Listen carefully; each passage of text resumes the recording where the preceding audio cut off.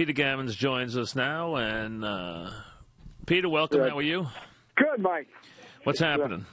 Well, I'm up in Boston. It's the Terry Francona return, which will be a nice story.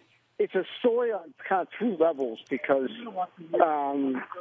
ownership is still upset about his book. But the fans, listen, they won 2 World Series. To the average fan, he's unquestionably the best manager in the franchise history.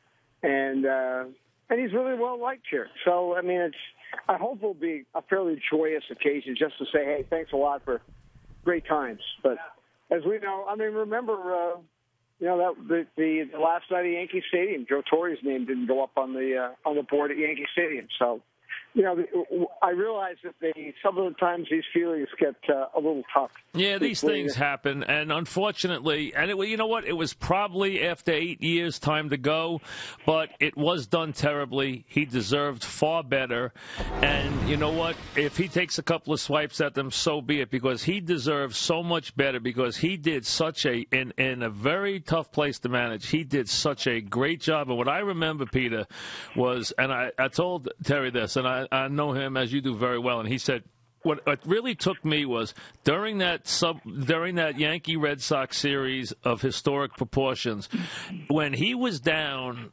2-0 in that series and 3-0, he'd show up in that interview room and he was so calm. And even when they won a game, well, we've won a game, we're going to go out and have a little fun tonight, and blah. And he handled that series so well. And before you know it, they were right back. And now the Yankees were on the run and on the defensive after Game 5. And I thought, that year he did such a brilliant job, handling that series. Really, it was understated and probably never got the credit for it, you know that? I agree, because I think that you're right. This is a tough town. It's a very emotional town. I think that fans and the media in Boston take losing far more personally than they do in New York. I think Philadelphia and Boston tend to take it personally. And I always kidded him that, years managing in Boston should be like be judged in dogs, measured in dog years. So he actually managed 56 years in Boston. So it was time to go. But he never embarrassed the organization. He never embarrassed the front office or ownership. He never embarrassed a player. When you're managing Manny Ramirez, there's some times when you could get really embarrassed, and you never let it get to him. It would drive him crazy, but at the same time, he never let it show publicly, and that's pretty important. And you know what? So he got some money for a book. Good luck to him. Right, and we know he went through a lot of physical stuff there. He was hurting a lot that he was doing the job there. He had a lot of physical ailments. He went through a lot of different stuff personally. So he handled that well, and he won 95 games, 5 times. Geez, that's in 8 years. That's unbelievable. If you think about that final month, their pitching fell apart, and John Lester, to his credit, has always blamed himself. So, I was terrible. We were in the playoffs if I pitched decently. And Daniel Barnes unraveling the game. They didn't have anybody to pitch the 7th and 8th inning in that month, and they started blowing games. And they couldn't get the Papelbon. And then, certain guys didn't hit. And then you get down even to the final night.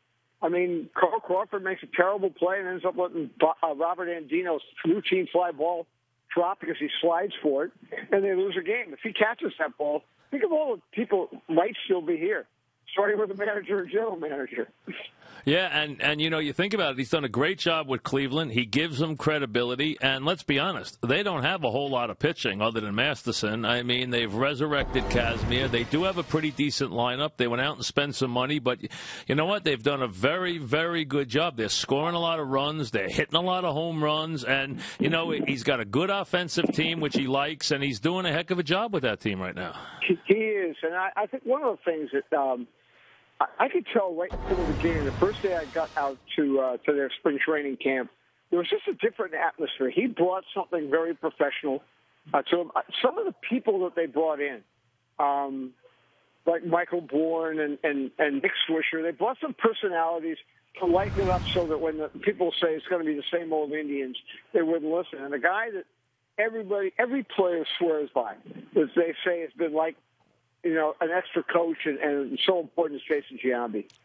They love that guy, and he lightens everything up. That's important when you're in Cleveland. I'll tell you something else they have is they've got a really good bullpen. I mean, I don't know if you saw this because I never really showed up in the stories. I had a couple of coaches on the team call me up, but this guy Cody Allen, who's really good, came in. He struck out Cabrera, Fielder, Victor Martinez, and Peralta in succession.